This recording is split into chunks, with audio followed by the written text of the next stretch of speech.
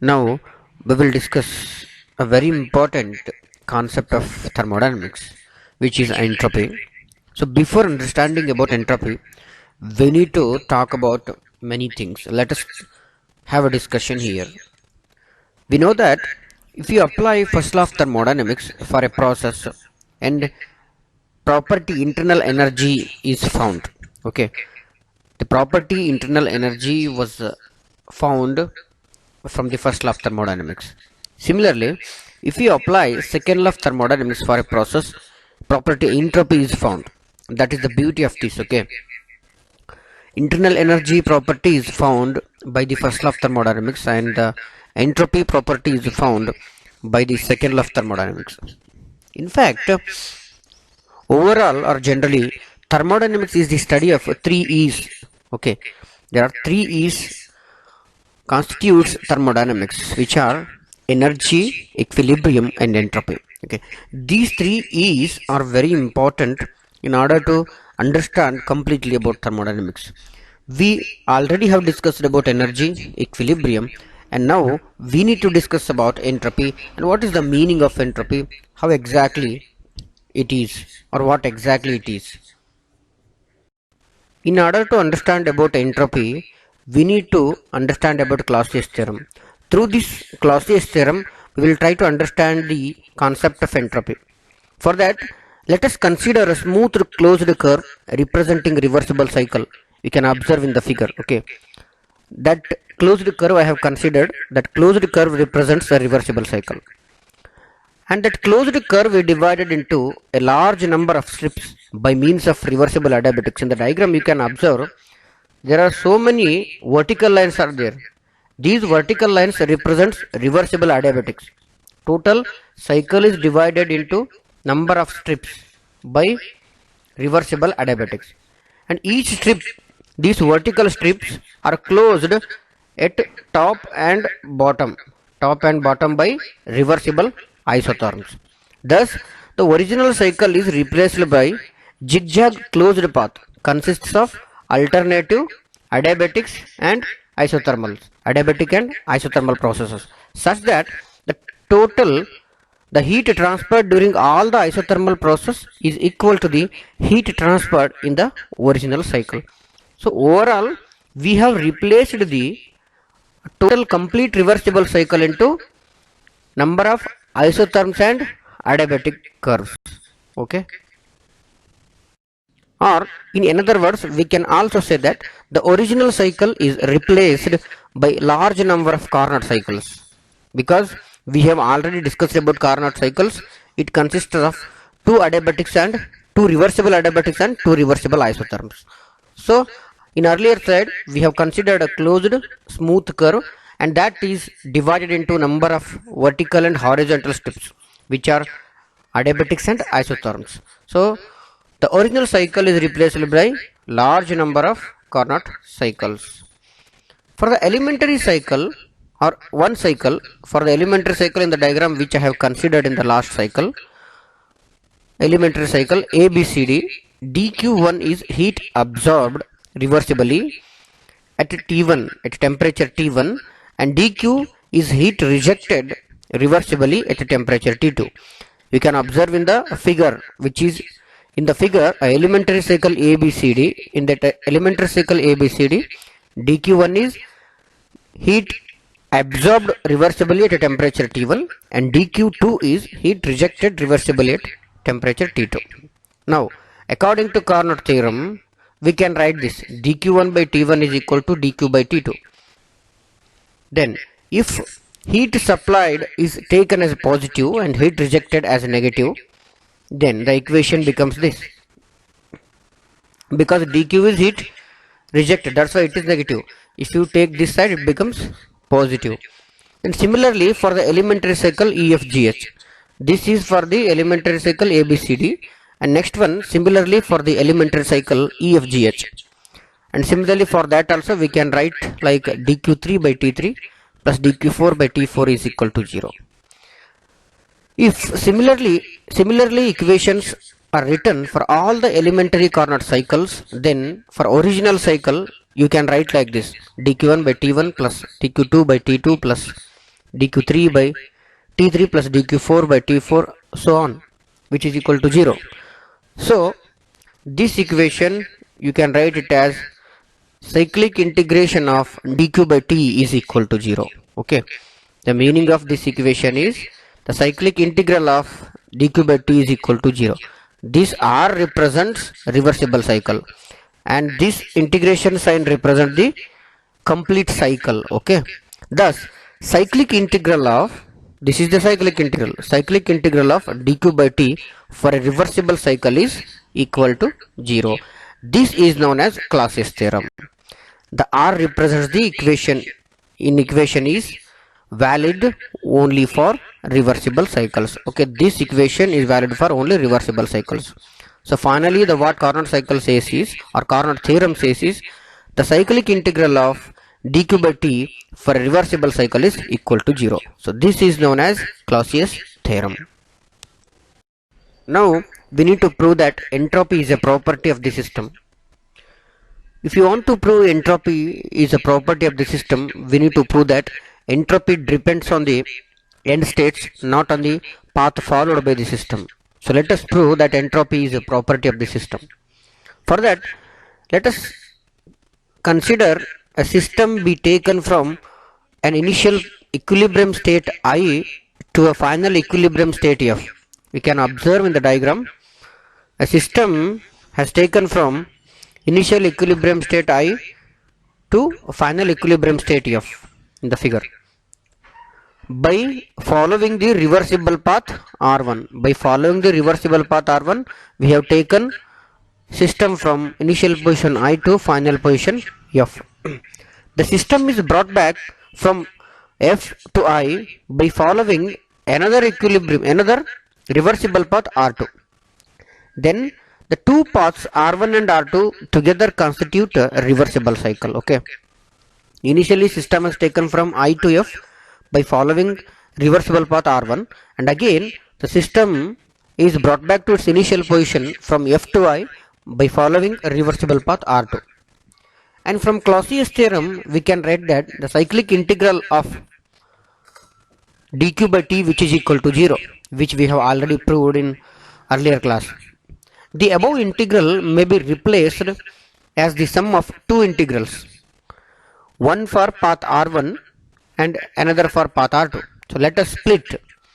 So integration of under the limits I and f dq by t plus integration of under the limit I and f dq by t, which is equal to 0. I can write like this. Okay. So this equation I have replaced as the sum of two integrals. This total integral I have replaced by these two integrals. And similarly, this is for R1, reversible path R1, and this is for reversible path R2. If you rearrange these terms, if you take this term to the right side, it becomes minus. Okay. Then again, if you rearrange this f to I, and here instead of writing I to f limit, if you change the limit, then you can remove the minus sign. Similarly, the earlier equation can be written like this: I to f limit, lower limit and upper limit dq by t, which is equal to lower limit I and f dq by t for process R2. Since R1 and R2 represents any two reversible paths, then integration of dq by t under the limit I and f is independent of the reversible path connecting I and f. Okay, in this formula, this expression we can observe for reversible path R1 and R2. In both the cases, the limits are same here, the end points are same, which means that both are equal for R1, for path R1 and for path R2. The value of dq by t is same. So that is why, since R1 and R2 represents any two reversible paths, then the integration of dq by t under the limits I and f is independent of the reversible path connecting I and f. Therefore, there exists a property of a system. There exists a property of a system whose value at the final state f minus its value at the initial state I is equal to this. So this property is called entropy and is denoted by the term S. This entropy property is denoted by the term S. Now finally, the integration of dq by t under the limits I and f is equal to sf minus si. So from this equation we can easily tell that this entropy depends on the end point sf and si, not on the path followed by the system. That's why entropy can be called as a property of the system.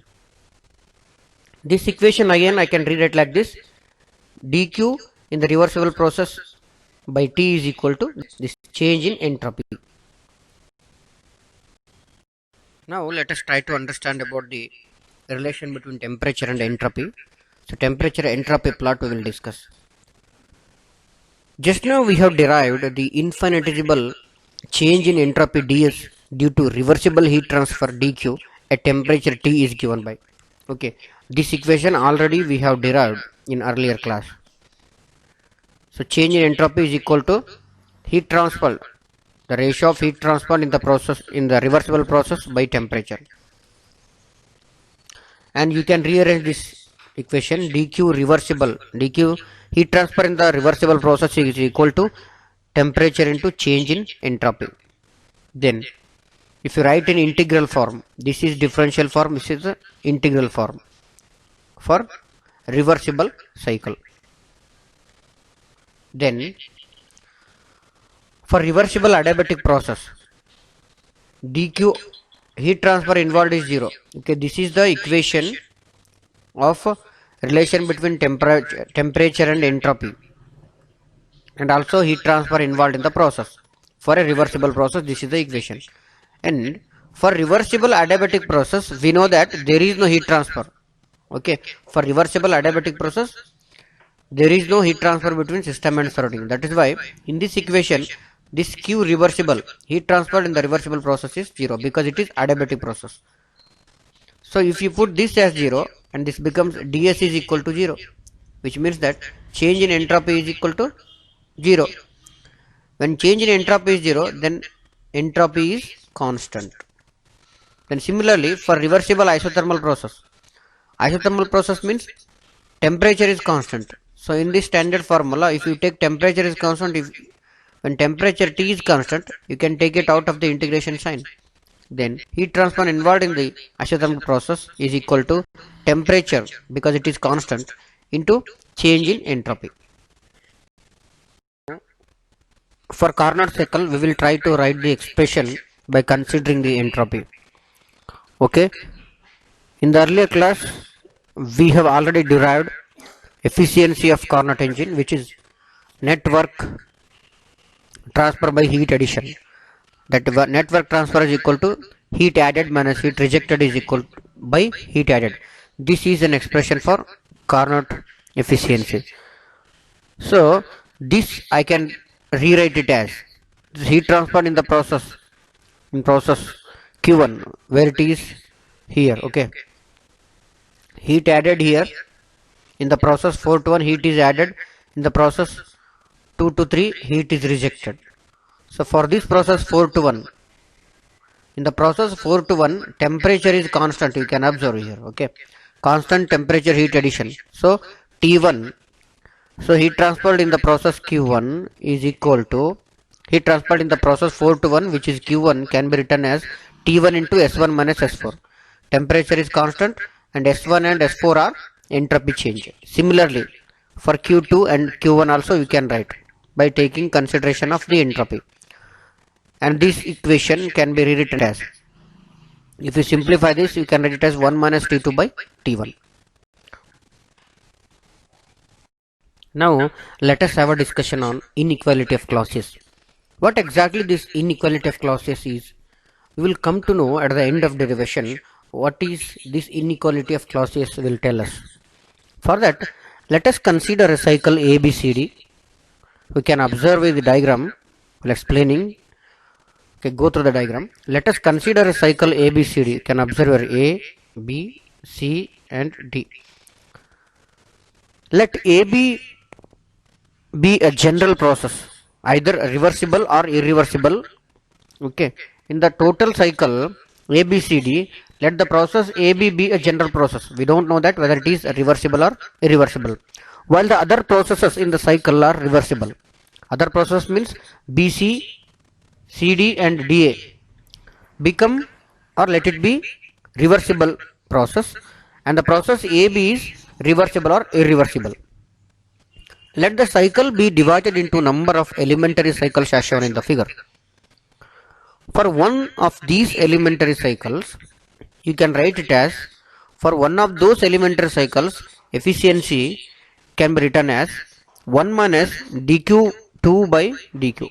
You can observe here dq2 by dq, 1 minus q2 by q1. In the earlier classes we have already derived this, where dq is heat supply at T1, at temperature T, and dq is the heat rejected at temperature T2. It is the heat added and it is the heat rejected at constant temperatures T and T2. Now the efficiency of a general cycle will be equal to or less than the efficiency of a reversible cycle. This is the Carnot theorem which we have already proved. The efficiency of any general cycle will always be equal to or less than the reversible cycle.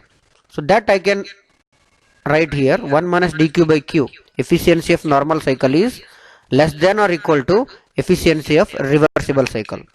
Okay, this equation I can rewrite it as, if this term has to become less means, then dq2 by dq is always more or equal to dq2 by q of reversible. This again I can rewrite it as just interchanging the term, dq by dq2 is less than or equal to dq by dq2 of reversible.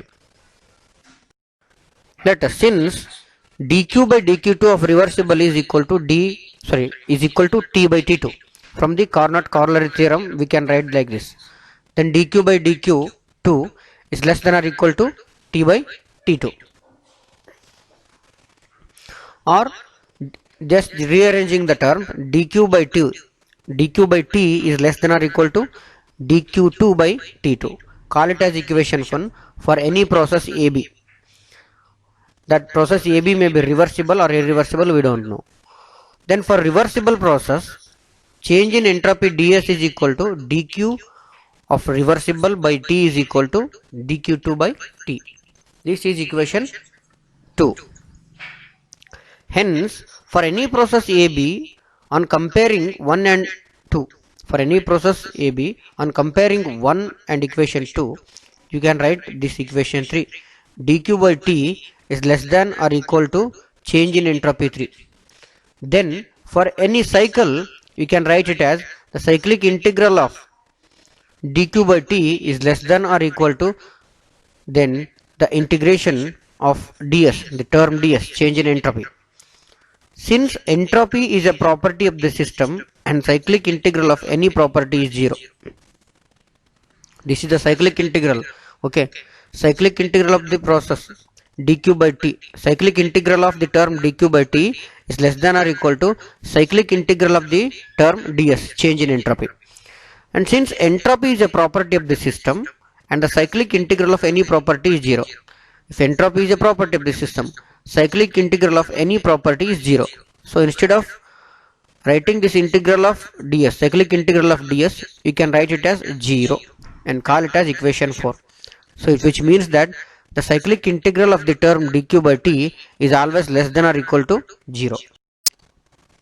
Then this equation is known as the inequality of Clausius. Whatever the equation I have proved now, that equation is known as the inequality of Clausius.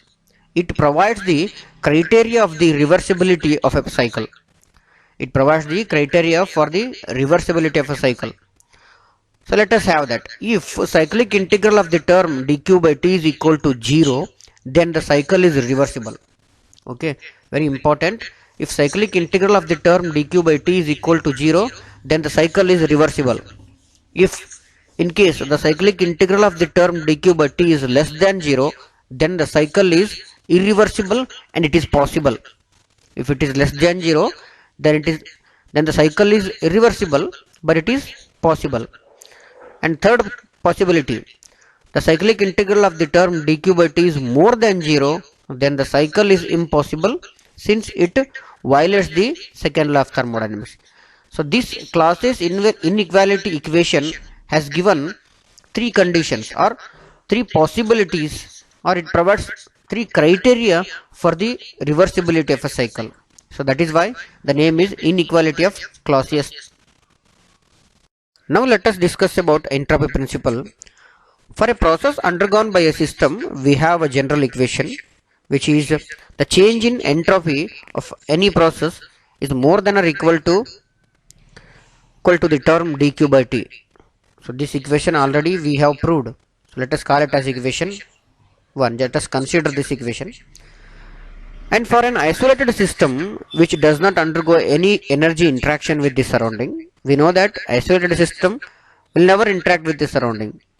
So if isolated system doesn't interact with the surrounding means the for that system, for isolated system, the heat transfer involved is zero in this equation. Then for an isolated system, the change in entropy is more than or equal to zero. So this is an expression for isolated system, call it as equation 2. Then for a reversible process, change in entropy is zero. We know that for a reversible process, the change in entropy is zero, which means that change in entropy is zero means entropy will be constant throughout the process. Then similarly, for an irreversible process, change in entropy is more than zero. So it is thus proved that the entropy of an isolated system can never decrease. Okay, the entropy of an isolated system can never decrease. It always increases. So this is called the principle of entropy. You can call it as the entropy of an isolated system can never decrease. It always increases. So this is called the principle of entropy. We also know that change in entropy of universe will always is more than or equal to zero. It will never decrease.